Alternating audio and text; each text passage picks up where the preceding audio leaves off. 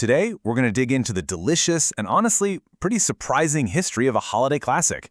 It's a story that involves sacred cows, British politics, and an incredible American cultural mashup that, ended up right on your dinner plate. So every March, right, millions of us sit down to a meal of corned beef and cabbage, thinking we're taking part in this super authentic Irish tradition. But what if I told you that in Ireland itself, you'd be really hard-pressed to find this on a St. Patrick's Day menu? So let's get into the big question. Where did this tradition actually come from? All right, let's dive right in. To really bust this myth, we've got to go back, way back. We need to understand what beef really meant to the people of Ireland, long before it was ever, corned. Okay, this is so fascinating. You're looking at a complete 180 in how cattle were viewed. In old Gaelic Ireland, think of cows as a family's bank account and their tractor all rolled into one. They were a sign of status, almost sacred, and you only ate one if it was too old to work. But then, under British rule, the sacred cow became just another product. Ireland got turned into this beef-producing engine for England, and in a really sad twist, the Irish people themselves couldn't even afford the very meat they were raising. So how in the world did Ireland become famous for a food its people didn't even eat? Well, you can thank British law. When these cattle acts stopped live exports, suddenly there was this massive surplus of cattle in Ireland.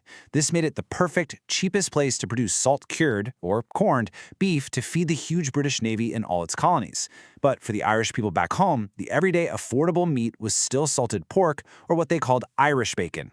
And this right here brings us to the heart of the mystery. If the Irish weren't eating corned beef in Ireland, how on earth did it become their signature dish in the United States? Well, the answer is a story of immigration. You can see on this timeline, it's really the perfect storm of events.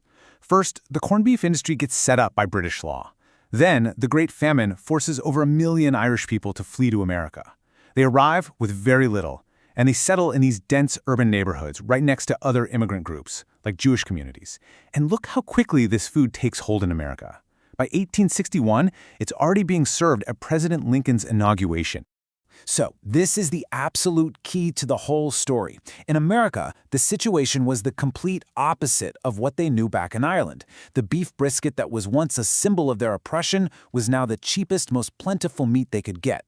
And that pork they loved, their Irish bacon, suddenly that was an expensive luxury. And this is where the magic happens. Living literally side by side in places like New York's Lower East Side, Irish immigrants started shopping where their Jewish neighbors shopped. In the kosher butcher shops, they found this incredibly tender, flavorful, salt-cured brisket that was not only affordable, but it was also really similar to the cured meats they missed from home. So they took that delicious Jewish corned beef, boiled it with the cheapest vegetables they could find, cabbage and potatoes, and boom, a brand new, uniquely Irish-American tradition was born.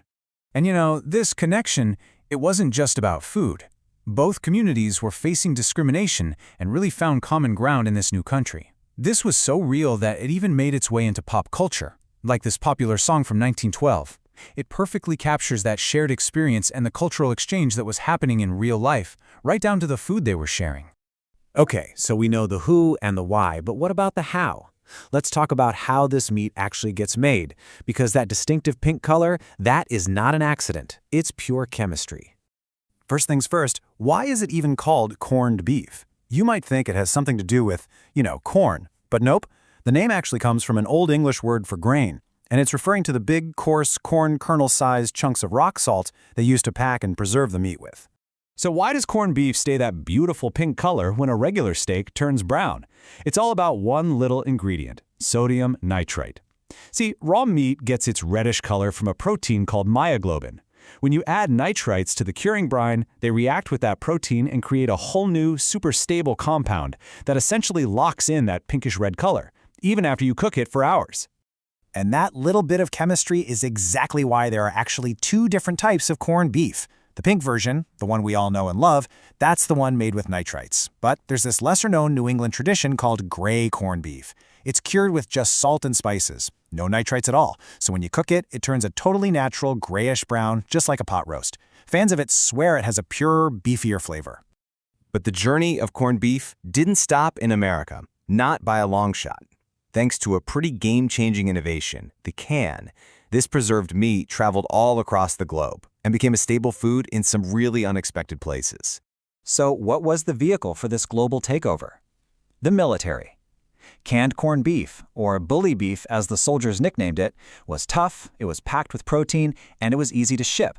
That made it the perfect food to fuel armies during both world wars. And as all these soldiers and colonial administrators traveled the world, they took their food with them. What's so cool is seeing how different cultures took this one product and completely made it their own. You've got the classic boiled dinner in the US, you've got it in sandwiches in the UK, and it's a super popular breakfast dish called silog in the Philippines.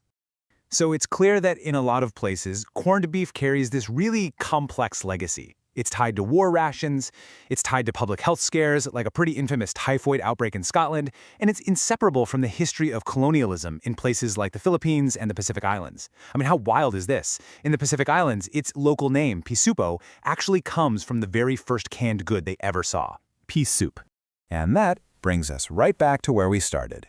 Corned beef is not an ancient dish from Ireland. It's a proudly, uniquely Irish-American food. It was created out of hardship, yeah, but also out of opportunity, and out of this beautiful, unlikely collaboration between Irish and Jewish immigrants who are building new lives and new traditions right next to each other.